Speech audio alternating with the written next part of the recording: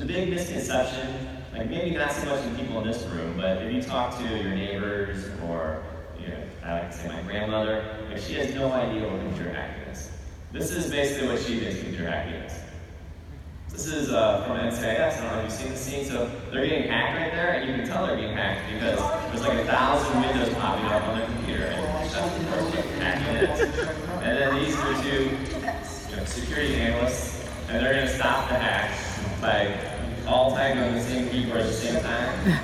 And, like, I'm pretty good at computers, but I'm not good enough to type with someone else at the same time. So this is what people think computer hacking is, but it's definitely not that. So it's definitely less exciting than that, if nothing else. But this is what people see that. So even within our field, though, there's a bit of a misunderstanding of what computer hacking really is. So this is an article from someone whose their beat is computer security, so they should know what hacking is. And this is about a time that I will condone, and it says, I hacked into a MacBook Air in 10 seconds.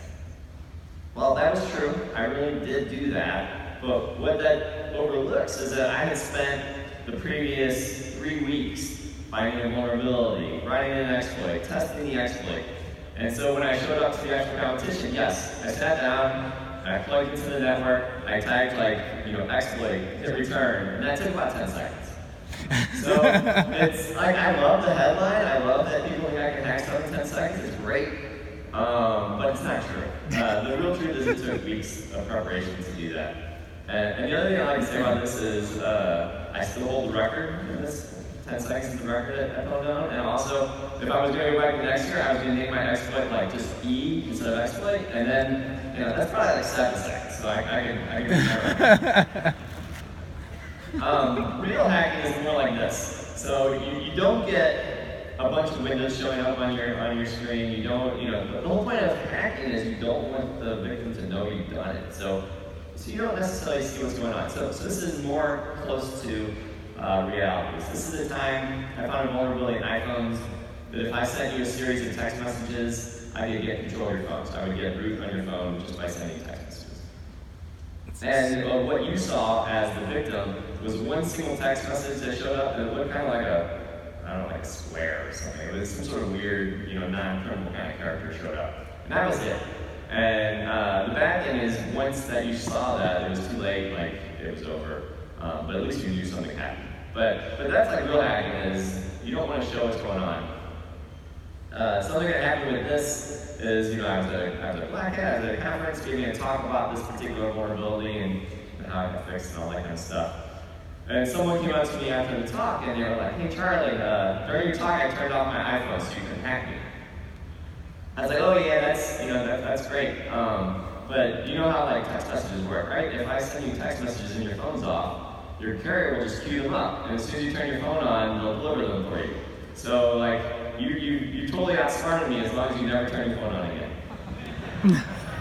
Yeah, this was a really serious vulnerability because normally, if you're going to attack someone, you need to like make them click something or make them download something and install it, or you need some sort of involvement by the user, or at least you need to be able to like find them. You need to know where their mail server is or something like that. But here, all I needed was their phone number to send you a text message. So it was really pretty serious. But the reason I do this is I sent this to Apple, they fixed it. Now this is one less law we have to worry about. So that's all good. So how do things really get hacked in real life? Well, most of the time it's through something that users do. So whether it's phishing, or in this case, like you download and install something that you weren't supposed to. And this is the kinds of things that products and people in the back are really designed to help you stop from happening. So computers by themselves, they just do what you tell them to do. And whether they don't know if it's good or bad. And it's not really their job to do that. It's our job as security people to protect our computers from that kind of thing. But this is how 99% of computers get hacked. 99% of breaches happen because of these kinds of things. But those aren't the things that really interest me as a researcher. This other category of things is what interests me. And this is exploitation. So whether you call it drive-by downloads or something else, this is, I think, WannaCry here. which was based on some stolen NSA tools. I used to work at the NSA, so I know they make good tools, so I'm not surprised that it worked. But anyway, the other way that things get hacked is you've done everything right, your software is, you haven't clicked on some crazy link, you haven't installed some malicious software, but still, you get hacked. And that's because the code we use has vulnerabilities in it, and we don't know how to write perfect code, and I don't think we're going to learn how to do that anytime soon. And so the products we rely on have these inherent vulnerabilities that attackers can take advantage of. And for me, the reason this is interesting is I like to look for vulnerabilities because the other way people get hacked with phishing is like, I just gotta try to find someone that I can trick.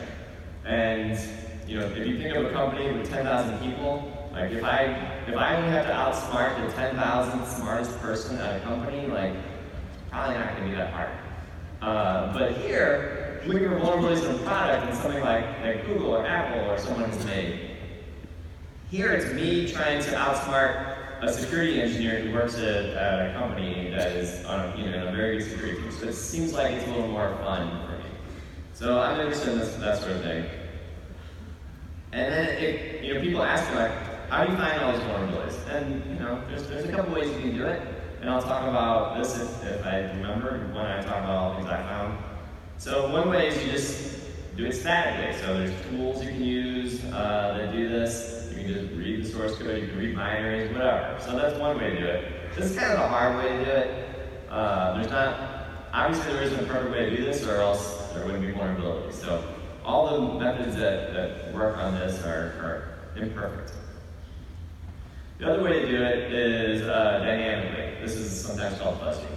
So the way that this works is you just send inputs into the process, and sometimes it works. Sometimes it'll cause a problem, right? And it'll cause the program to crash.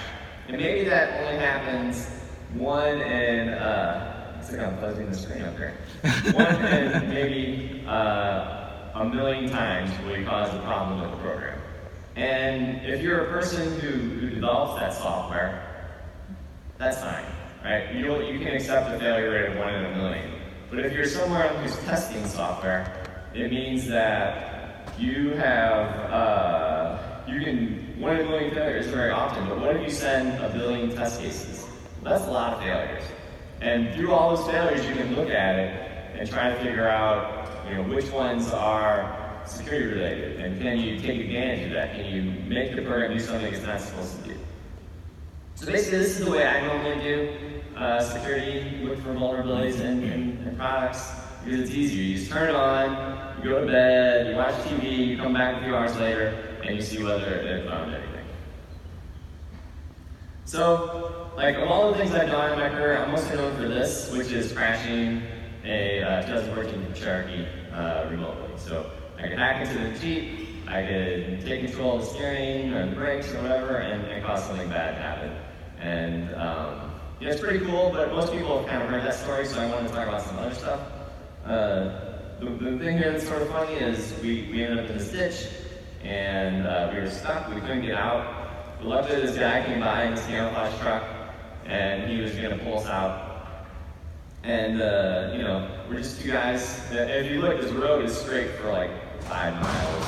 There's absolutely no reason you should end up in a ditch, right? And so the guy's like, what happened? How'd you end up here? And we're like, what am I supposed to tell him? Well, we hacked the car and turned the steering wheel. So I was just like, that's a long story. He's like, I got it, I get it. And so like, he totally understood the discretion in the matter, and I can respect that. So here's an example of what we could do in the car. So here, I'm going to make the brakes not work. So Chris is driving. He's my research partner, Chris Valsek. He's going to try to apply the brakes, and the brakes aren't going to work. So you can hear that noise. That's the noise you don't want to hear when you're driving. It means your brakes aren't working. So this is bad. You want your brakes to work. This particular attack was not quite as dangerous as it seems, because it only worked when you were going rather slow. You can see in the video we're going like 5 miles an hour. So if you're going faster than that particular attack didn't work, which is good. But here's the more serious one. This is the one right before we ended up in that ditch. So we turn the steering wheel. Chris tries to get control of the car, but fails to do that, obviously, and we end up in a ditch. And again, like if you're a security researcher like me and you end up in a ditch, you're like, oh bummer, I'm in a ditch. But on the other hand, you're like, oh cool, like we hacked the car and ended up in a ditch. So there's always a bright side if you're willing to think of it that way. And the effect of this was that if this particular vulnerability affected not just Jeeps, but a whole lot of different Fiat Chrysler vehicles. In fact, 1.4 billion. And they all got recalled. They're all fixed, so we don't have to worry about that particular vulnerability, which is why I do this kind of thing. We don't know exactly what it costs Fiat Chrysler. Matt Green, he's a smart guy. He says it costs $14 billion. I read some mystery report that said it was only like $2 billion. But either way, for like half that amount of money, I would have never told anyone. Like they could have shut me up very easy. Everyone would have been a winner. I'd be rich. It would have been great, but it didn't happen. They did the recall. And it cost a lot of money. Other things that happened was NISTA, National Highway Traffic Safety Administration. They made some guidelines that they passed out to all the auto manufacturers to try to make our vehicles more secure. So that's car hacking, and if afterwards you want to ask me questions about that, I'll be happy to talk about that. But sometimes I feel like everyone knows that story, so I want to tell some other stories that maybe you haven't heard of. So one thing that I did was I hacked near-field communication. So near-field communication, or NFC, this is the technology that allows you to do like Apple Pay. So you walk up at the grocery store, and you put your phone there, and you pay without having to get out your credit card or anything like that. There's other uses for it too, but basically that technology works because inside your phone there's a little chip that's communicating with radio waves to the outside world, to the pay terminal, and there's a communication back and forth. And so I'm really interested in that because it's like, okay, well, this is another attack vector, right? That means that there's a chip accepting input, maybe there's a vulnerability there, maybe I can exploit that. So I did some research on that on an Android phone and against a Windows phone. And I'll show you what the result was. So the first question was like if I'm gonna do this, how close do I actually have to get to the target? And you can see in this video, you have to get pretty close, like an inch. So you gotta figure out a way to get an inch away from your attacker, which maybe isn't so hard. So here you can see like through my pants pocket, through my wallet, like can I still read something? Like can I read neat through something? The whole idea was like if I found a vulnerability, how close do I have to get to actually exploit it? Without building some sort of like fancy antenna or something like that, which I don't know how to do. And the answer is you gotta get pretty close. I have some other video where I'm walking behind a buddy of mine trying to read his hotel card key out of his pocket. It's kind of embarrassing, but it exists. So that's a pretty impractical way to attack NFC. But there is an actual way you can do it that is like actually doable. And it takes ideas from ATM card scammers, which we've all seen. So the idea here is you're not like trying to steal a guy's ATM card. You're going to a place where for sure the victim is gonna, on purpose, put their ATM card into your device because you sort of built your thing on top of the existing ATM. And it's gonna be able to read it right there, right from you. So is there a similar idea in NFC? And yeah. So here's an example of a poster I found at an airport. And the idea was you're supposed to put your phone up against the poster and it would download like a free song for you, which is kind of cool. And if you're like a crazy hacker like me and you see one of these posters, you're like, how the heck does that work? And so you rip it off the wall, like everyone does, and you turn it over, you see. And on the back side, you can see there's these little stickers. And these stickers are NFC tags. These are things that your NFC on your phone is going to read. So it'd be pretty easy to rip off one of these stickers and put one of your malicious ones on. And then you've got someone who's purposely putting their phone next to your malicious tag, and you can exploit them that way. So this is kind of similar to card scamming. You can also imagine doing the same thing at a pay terminal. So you just put one of these stickers by a pay terminal, and if the person puts their phone down there, and if it reads your thing before it reads the pay terminal, you win and you can exploit them. But I needed to find a vulnerability in this, and of course I did. So here's a real exploit of a real phone using NFC. I'll tell you a little bit more about it. We'll watch it a second time because it's kind of quick. But the idea is, at the beginning of that video, I take the phone, I put it near one of those stickers, something happens on the phone, and then you'll see on this laptop, this is the attacker's laptop. I now have a shell on the phone. I can do stuff. So let's look at that one more time. Okay. So we got phone, it touches the tag, the phone does something, right? And then the phone goes back to the home screen. The exploit's already over at that point. Now you can see I'm doing things in the shell. I can look at your pictures that you have saved. I can look at your music or whatever kind of files, your mail, stuff like that. So it wasn't complete control of the phone, but it was enough that it was not good. So and you'll notice on the victim's phone, you couldn't see anything, right? You saw something, but there's nothing you could do to stop it. And that's what real exploits look like. On the attacker side, they're boring, tagged on a shell. On the victim side, you don't really know exactly what happened, but you definitely don't see a lot going on. So that was my foray into hacking FC, and one of the interesting things about it was the way that the exploit worked was it brought up a web page, and that web page had a browser exploit in it. So it wasn't actually a vulnerability in FC, it was just that it was a vulnerability in a web browser that I activated in FC. And so I told Google about it, I said, hey, you guys should fix this. And they fixed it, but what they fixed was the vulnerability in the web browser. They didn't fix that you could make the web browser pop up through NFC, which was really the problem, in my opinion. They said that was a feature. They liked that. So be careful with NFC. If you have NFC on your phone, you can turn it off if you're really scared, but it's kind of cool to with your phone, so I wouldn't do that. So speaking of Android, the reason I chose Android to iPhone back then was when I did this research, whenever it was in 2009, iPhones didn't have NFC yet, only Android did, so that's why. But speaking of Android, I mentioned earlier that it takes a while to hack things. Even though I'm like a hacker guy, I can't hack things in 10 seconds, even though newspapers say I can. But what about this? I also say I hacked an Android phone the day it came out. So how is it that it takes weeks to hack stuff, but yet I hacked something the day it came out? How is that possible? So I'll tell you that story. So here you'll see the very first Android phone that came out was released October 22nd, 2008. It was called the T-Mobile G1, or it was also called the Hero or something, I don't know. But anyway, it was this phone that came out October 22nd. October 24th, there is a newspaper article in the New York Times about how I hacked it. And if it came out the 24th, that means the reporter here, John Markoff, had to write it on the 23rd. And if you know anything about reporters, like you don't just like show up and you don't like schedule an interview with a reporter before you even have the phone to hack. So anyway, the point is, I really did hack it the day it came out. So how the heck did that happen? And so the short answer to how that happened was they, maybe 6 months, 9 months before they actually released the phone, they released an emulator for the phone. And the idea was they wanted to make sure the day it came out, after developers had time to make applications for the phone, so like the very first day Android phone came out, you download a bunch of cool apps for your phone. And so they had this emulator, and it ran in QEMU or something, and anyway, the point is it was a really good emulator. It was really like a phone. So I researched vulnerabilities in the emulator, found one. I wrote an exploit that worked against the emulator, and so I could exploit your emulator, which wasn't a big deal.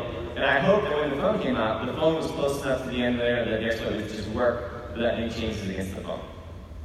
So that was the idea. I just had to wait for the phone to come out and hope for the best. But one day, as hackers do, I was browsing around on eBay, and I noticed this. Someone was selling, and you'll look at the date here, October 15th. So this is like, what did I say, it was the 22nd? So it's like a week before it came out. I see someone selling one of these phones on eBay. I'm like, how the heck where did they get this phone from?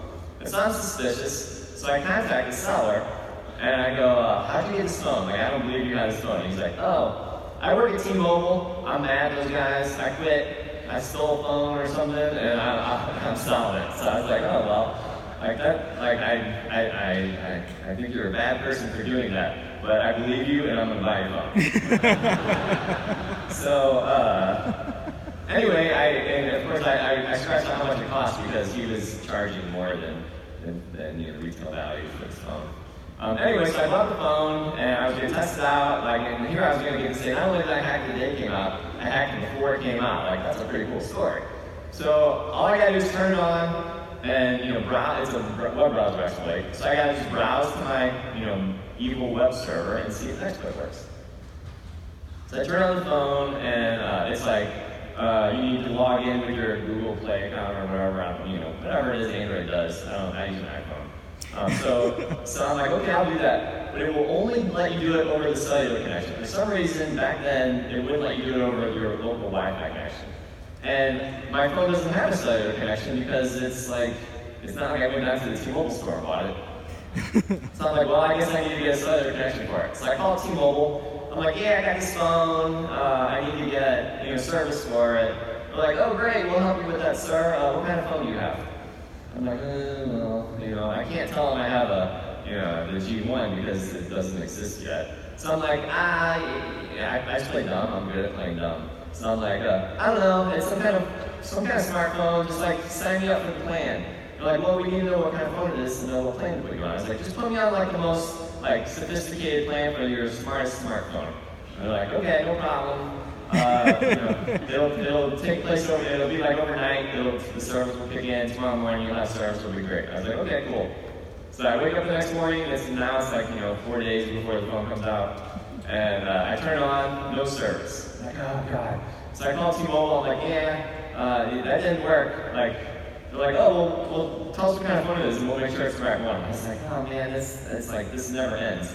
So I'm like, okay, what's your most popular phone? And they told me, I was like, okay, just put me on that plan. So they're like, okay, it'll take 24 hours to kick in, whatever. So the next day I wake up, I turn it on, no service.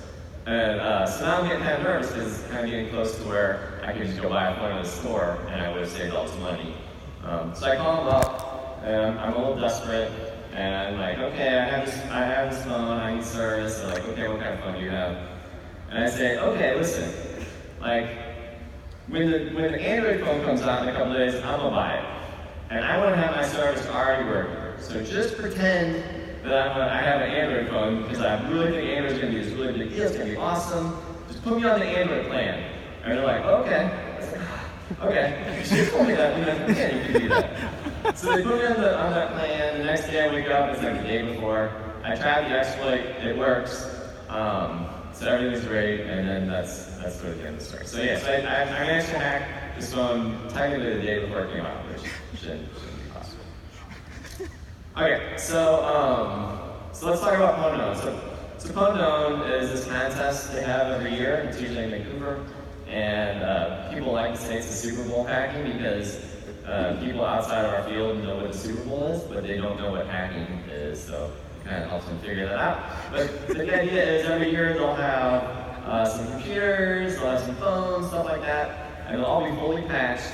And the idea is researchers like me try to exploit those brand new devices, and if they do, they win the device and some money. So that's why it's Pwn, hack to own. So you hack it to get to keep it. So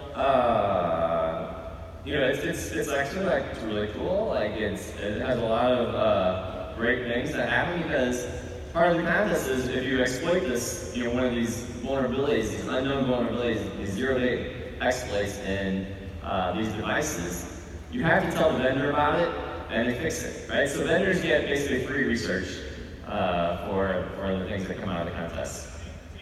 One of the things for us as general InfoSec practitioners that's really important is you get to learn a lot of things like, did everyone attack one thing? Well, then that thing must be the easy thing to attack, right? So we can kind of learn from what attackers do from there. We get to learn it's one thing to find a vulnerability. It's one thing to have a CVE in a product. It's a whole other thing to be able to exploit it because that means there's how do they get around all these things we build in? We're trying to make exploitation hard. We have ASLR, we have that, we have all these other technologies. So how do they get around it? And so it gives us an opportunity to figure out how exploitation works and how to make it harder for the next year and so forth. And then people like me, researchers, we get money, we get free stuff, it's cool for us too. So basically, it seems like on the surface, everybody wins. But I'm gonna show you why that's not exactly the case. So the reason that it's not totally true is because this is a hacking contest, developed by hackers, and so it's not like the most super well-run event in the world, as you can imagine. So it's certainly not the Super Bowl in logistics. So here's an example. In 2009, I came to the contest, and I happened to have 2 Safari exploits. So I was like, because the previous year, 2008 was the first year they had it, and it seemed like a cool thing. I was going to show up, I was going to win, it was going to be great. And so I had 2 exploits ready to go. I was going to win twice. Right, double win, double money. It's going to be, redo my kitchen, whatever I needed to do. But I show up, and and the reason I did that was they don't announce the rules to this contest until like a week before. Because like I said, they're not that well organized. No offense, like I'm not that well organized either, so I would probably announce the rules like 5 minutes before. But because they don't announce rules in advance, and I already told you I can't write an exploit in a day. It takes me a week or 2. So that means you have to kind of guess what the rules are going to be, write your exploits against what you think the rules are going to be, and then show up and hope for the best. So I imagined the rules were going to be win as much as you want. So I wrote 2 exploits. I showed up. The rules were you can only win 1 time. So I was like, okay. Well, I won, so I did win, which was great. But then I had this other exploit, and I had to decide what to do with it, right? So, like, what are you going to do with an exploit against Safari? Like, I'm not a bad guy. I'm not going to hack people and steal their stuff or something. I don't know. So, like, I could have just said, hey, Apple, here's an exploit. I'm just a nice guy. I'm going to give that to you for free. But I didn't do that. I guess I'm not a nice guy. I could have, what else could I have done? I don't know, I guess I could have just like posted it to the internet, given it out to people. I didn't know what to do. And so what I decided to do, which is something that as a procrastinator you may understand, I just did nothing. So I just said, well, I don't know, I won't do anything. I just sat on it. I just sat on my computer. Time went on, and then the next year rolled around, and I was like, I wonder if that exploit still works. It did. So I showed up in 2010, and I won against Safari again using my exploit that I had left over from 2009. And like, it was great for me. I got to win 2 years. But it shows that things weren't as good as they could be, because there was a year that went by that this vulnerability existed in everyone's computer, including my computer. I'm not the only person in the world who can find Safari vulnerabilities. So there's a good reason to think in that year something bad either did or could have happened to users of Safari and Macs and that sort of thing. And so it's sort of bad that the rules were set up to incentivize me to not report that bug for a year. So that's kind of a bummer, but it worked out good for me and didn't work out so good for the internet as a whole for a year. But that bug did eventually get fixed, so that's good. So 2011 came around. This time I had learned. So I was like, you don't show up to Pono with 2 exploits in the same thing. That's just stupid. So what you do, and of course I'm so greedy, I want to win 1 to 1 still. And so I was like, okay, I'm going to show up with 2 exploits and 2 different things. So I started working on a Safari exploit and an iPhone exploit. And so I show up to the contest, and previous to this, the rules were however many people could hack Safari, they all won, right? Everyone was a winner. But I guess they were giving out too much money. And so they changed the rule in 2011 to where only 1 person can win per target. And the way that is determined is you basically draw your name out of a hat, and you go in order of your name getting drawn. And so I was like, oh, okay. So I show up, and the first thing that people are trying to hack is the iPhone, and they draw the names out of their hat, and my name is number 2. And so the first guy just fails. He doesn't show up. So I get to go first. I hack the iPhone and I win. Yay for me, right? But then it's time to hack Safari, and they draw the names, and my name's like number 7. And the first guy shows up, he wins, and so here I am again with an extra exploit on my hands, and I don't know what to do with it. By the way, that thing where the guys didn't show up for the number 1 slot for the iPhone, what that shows is Pono own, if you go to watch it for some reason, I don't know why you would want to watch it, but if you chose to go watch that event, it's pretty boring because I only show up if I know I'm going to win. Right? I'm only showing up if my exploit works. So presumably what happened to the number one guy was their exploit, they were trying until the last second, they could never get to work. So they're not going to show up with something they know that isn't going to work, just to fail in front of everyone, right? So basically, if you show up, it's going to work almost all the time. So it's kind of a boring event in that sense. But anyway, back to the story. So I win again, good for me. But then I have this other exploit, I don't know what to do with it again. And so I don't remember exactly what happened, but I imagine, knowing me, what I did was I said, hey, I'm going to do that thing I did last time, where I just sit on it, and then the next year I win, because it worked already once, why wouldn't I do it again? And then when I was making these slides up, it occurred to me, the next year rolled around and I didn't win. So, I wonder what happened to that exploit. So yeah, again, this is kind of a bummer, right, that there was a time, an unknown amount of time, where Safari was vulnerable to this particular attack that I knew about, and it never got, it eventually did get fixed, I guess, I don't know. So anyway, so the unknown is kind of a bummer in that regard, that because of these weird rule changes and stuff, we end up with sort of like a surplus of exploits that we don't know what to do with, and they don't actually get fixed. One more interesting piece of data that you can learn from Own to Own is you can use that as a measure of how hard it is to attack. So like, I don't do it anymore, it's too hard, it's not worth my time, it's not worth the amount of time it would take me to write an exploit these days to actually do it. And so the way that is expressed with data is this is a graph of the biggest prize that Own to Own offered each year. And you can see this data basically goes up, right? And that's an indication that it's getting harder and harder to write exploits, and that's something I'll tell you as well. It is definitely getting harder to write exploits. So that's good for us. Like as a community, we're succeeding, even though it's kind of hard to tell because every year someone wins Own to Own. And it's kind of depressing. It's like, oh God, like I thought we did better. Like how come they keep exploiting things? And the thing is, yes. Someone's always going to win. There's always going to be a possibility for a zero-day exploit. But the thing is, this data shows us that it's actually getting harder to do that, which is good. That's all we can really hope, is to make it harder. Like I said, you made it so hard that I won't do it anymore. So we are winning, even though it's kind of hard to tell.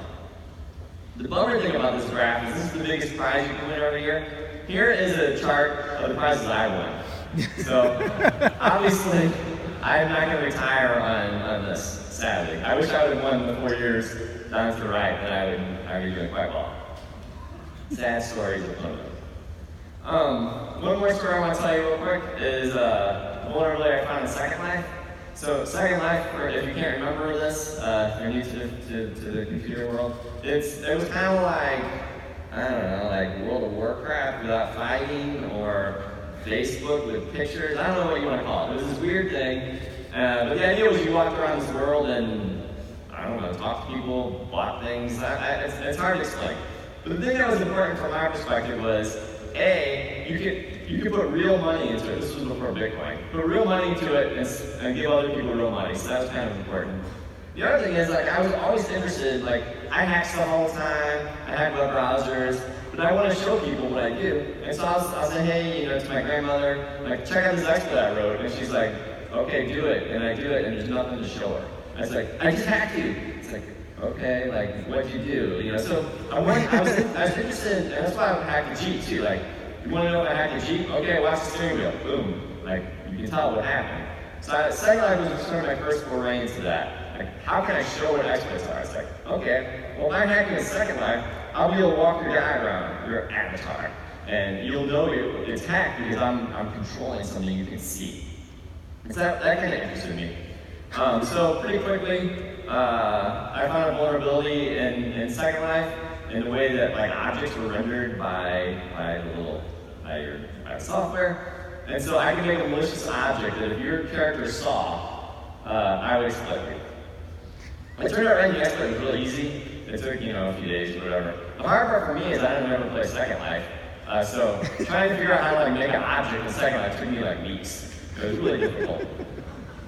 But eventually I figured out how to do it. So you create an object, and it turned out, so I was like, well, I don't want to accidentally exploit someone. So I built this like laboratory in Second Life, so no one would like accidentally stumble upon my exploit. And then only later did I figure out that that didn't actually help at all. That you didn't have to actually see the thing, you just had to be like near it, because the computer was still processing it even if you didn't actually see it. So anyway, so you could actually stick the object like underground, like a landmine or something. And if someone walked near it, it would exploit them. So after that, you just wait for your victims. So here's the video.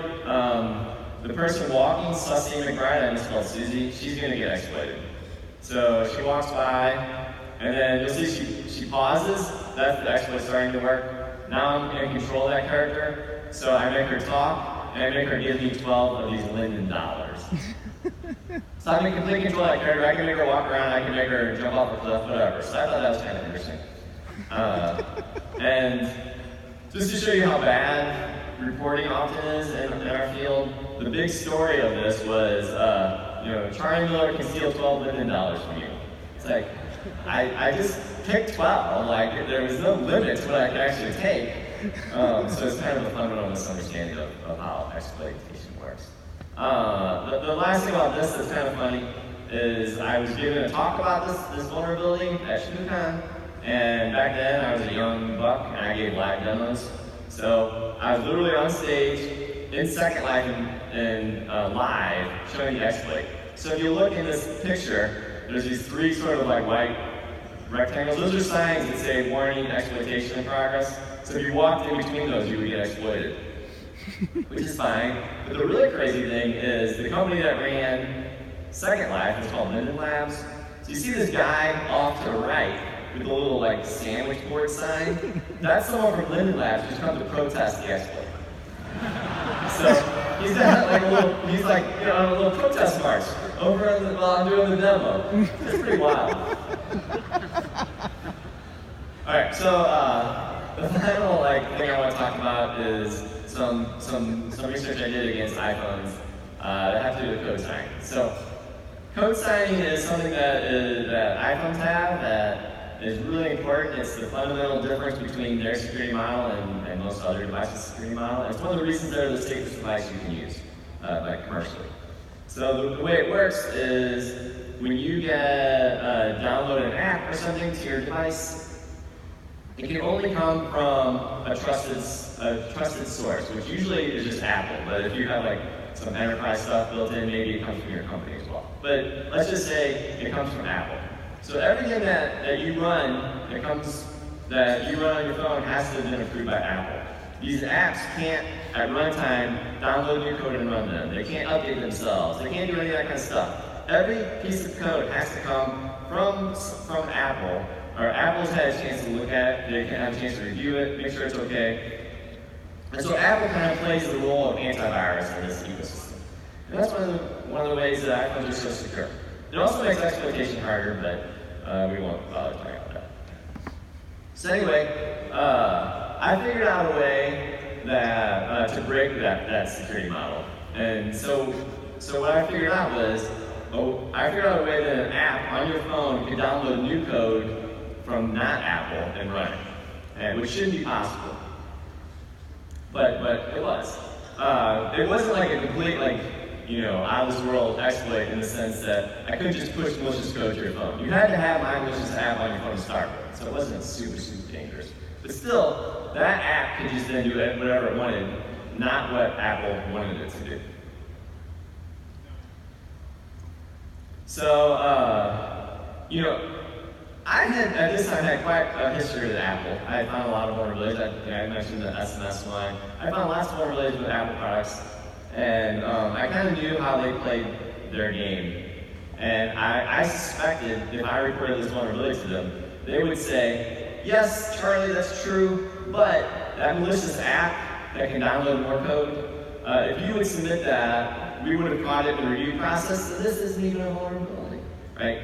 And so I was like, okay, if that's what they're going to do, what I'm going to do is submit it. And then when they go to say that, I'll be like, oh yeah, you actually didn't catch it, I already submitted it. So then I had to make an app that did this malicious thing, submit it to the App Store, and make sure that it made it through their whatever they use to detect these kinds of things.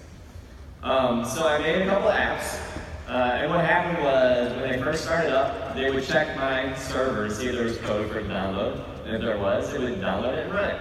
And the idea behind that was, I didn't want to, if someone was dumb enough to download my app from the App Store, I didn't want to actually exploit them. I wanted to only do it when I was doing testing. So no one else ever got exploited besides me and like people who volunteered to test for me. So the first app that I created was called Moth. So this was an app featured around everyone's favorite person, David Hasselhoff. And if you look in the picture, you'll see that on his private areas, there is another smaller David Hasselhoff. And if you did a pinch grip on that, you could zoom into his private areas, and it would enlarge up to another David Hasselhoff, who again had that on his private area. So you could infinitely zoom into David Hasselhoff. Seemed like a clever app to me. So I submitted it, and they rejected it. Not because it was malicious, although it was malicious, but rather, they said it wasn't, what do they say? It says, it's not entertaining enough, or did not appeal to a broad enough audience. I fundamentally disagree with that, but I couldn't really do anything about it. And so I resubmitted it as the Daily Hoff. And I said, the reason it seems not interesting is because you've only seen it one day. But every day there's a different picture of David Hasselhoff. They still didn't go for it. So, like I said, the world will never know this awesome app, but it did exist on my phone for a little bit. The next app I submitted was just a soup, like that was like the coolest app. This was the most boring app. It was just some boring stock ticker app called InstaStock. And it got rejected as well. This time for illegal API usage. I was like, dang, like they did it. They caught me, right? They really busted me. But then I read the fine print, and they're like, you use this thing called add text field with value label. And I said, okay, I'll not use that. And then they accepted it. So InstaStock was in the App Store for a couple months. It could download libraries and run whatever code I wanted, which shouldn't be allowed. It was able to run unsigned code. So here's what it looked like in the Apple, in the store. And you can see it says that I wrote it. They should have been suspicious of it. But, a few thousand people downloaded it for some reason, but I didn't exploit them, like I said. And then eventually I reported the vulnerability to Apple. They fixed it. Everything was great. Until one day, I gave an interview to a reporter, told them about the vulnerability, told them about InstaStock and how the Apple review process hadn't caught it and so forth. And so I'm outside running one day, and I come home and my wife is like, hey Charlie, Apple called you. I was like, Apple called me? Like, Apple doesn't call me. Like, I don't even know how that happens. Like, so I call them up and they're like, hey, yeah, so apparently that interview had come out that day. And they had read about InstaStock in the newspaper. And they're like, hey, yeah, so this app you have, we're gonna have to remove it from the App Store. I was like, okay. And they're like, do you want to know why? And I was like, I think I know why.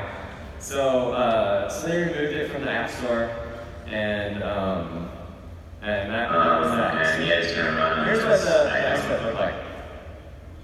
So let's download it. I'm downloading this app payload InstaStock first run it for the very first time.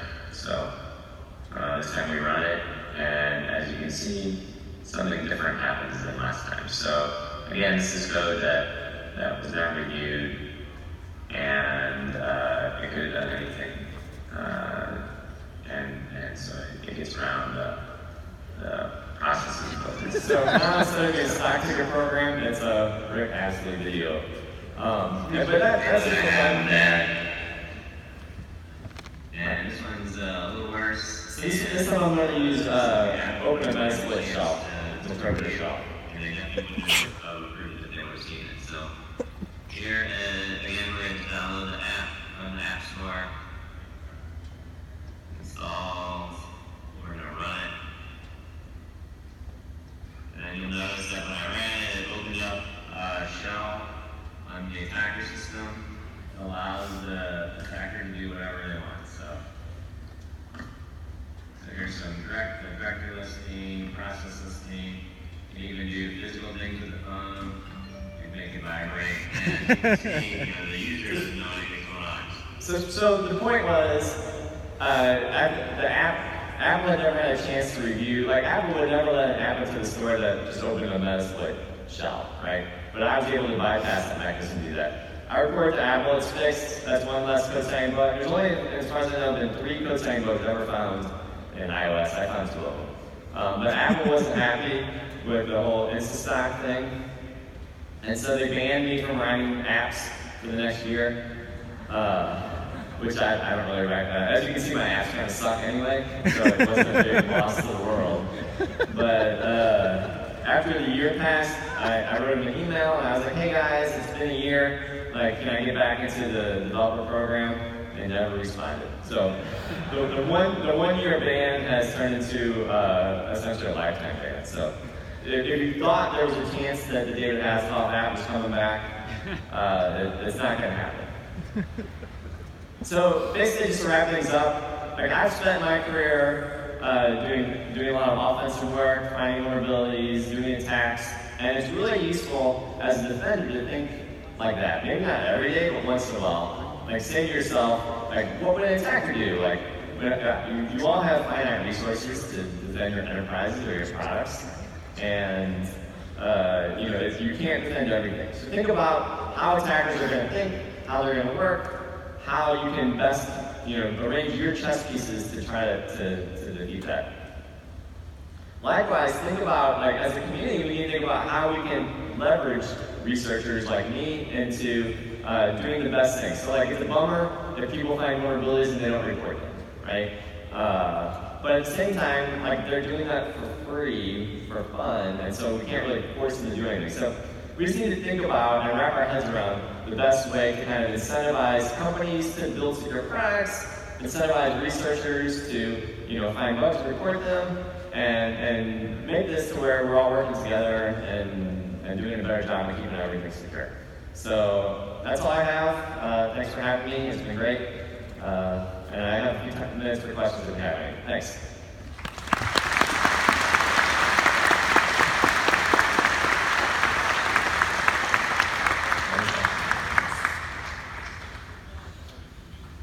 Anyone got a question? Okay, let's see.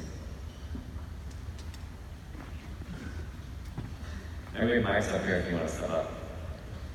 So there's mixed feelings within the IT security space about funding programs and other incentives to try and do exactly what you're talking about. Incentivize people who have a skill set and align those interests with companies, with public safety, all those kinds of things.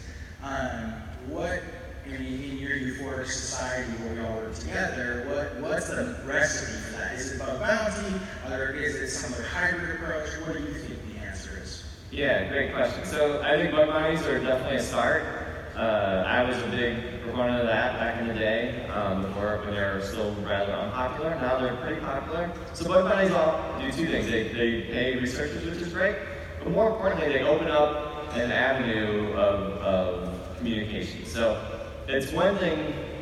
So if you're reporting a bug and you have no idea what the company's going to do, it's kind of scary. But if you know they have a bug bounty program, at least they have an avenue for you to report that. They have people there who are expecting reports. They have people there who are used to reports and how to fix things. And so it's like, for sure things are going to be okay if you report bugs to a company like that. Where like, when I reported the bug to Jeep, they didn't have, or to Chrysler, they didn't have any kind of program like that. And so it was hard to know who to report it to, and you didn't know like were they going to sue you or whatever. So bug bounty programs are really good for researchers. The harder problem I think is how do you incentivize companies to make secure products in the first place, right? So like how do you make Google spend, I don't know what the numbers are, $1 billion instead of $100 million on security for Android, right? I don't know how to do that for sure. The biggest problem is it's really hard to know which products are secure and which products aren't, because if you could easily tell which ones were secure and which ones weren't, you could then say, okay, people will pay more for secure products, and then that would reinforce them to spend more But because you can't tell the difference, like I can't tell you whether Firefox or Chrome or Safari are more secure. I can kind of tell you, but it's hard to really argue that. And so that's a much harder problem to know how to incentivize companies, and I think we still need to figure that out. Yep. So you made the comment about iPhones being the most secure. How do you think the fact that Apple does not have a bug bounty and they obviously treat security researchers like they do you affects the security of that product going forward? All right, so the question is about Apple doesn't have a bug bounty program. Like, how is it that their products are secure? I think that it's just I think it's just fundamental differences in company.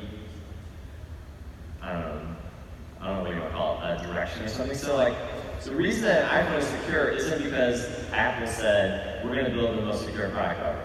It's because Apple said we want to build a product that we have complete control over, so that we know exactly how it works and no one else can mess it up. Right? So it was more of a control issue than a security issue. It just turned out that happens to be the way you lock things down to where other people can't make changes to it. It also makes it really secure. And if you compare that to a company like Android, which is more, or Google, which makes Android, it's more like let's all work together as a community and build cool products, right?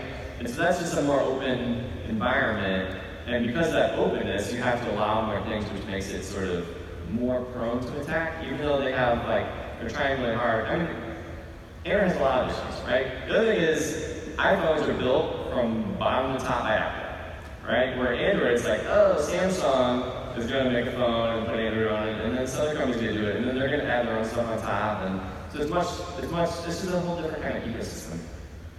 And then if you compare like Microsoft, which has spent a lot of time and money and effort on security, they have done a really good job. But one of the things that really hinders them is they don't have a bottom to top. So like they have to support Dell and Samsung and whatever else. But also, they have to support backwards 20 years, right? So like if someone wrote some software that works on Windows XP, they kind of got to make it work on Windows 10 too, right? And so because of this like backwards compatibility to deal with, it makes it really difficult. Well, I won't pick too much on that because our next speaker's from Microsoft, so Microsoft did a really good job. I think that's all I have time for, so thanks to everyone. I'll see you around.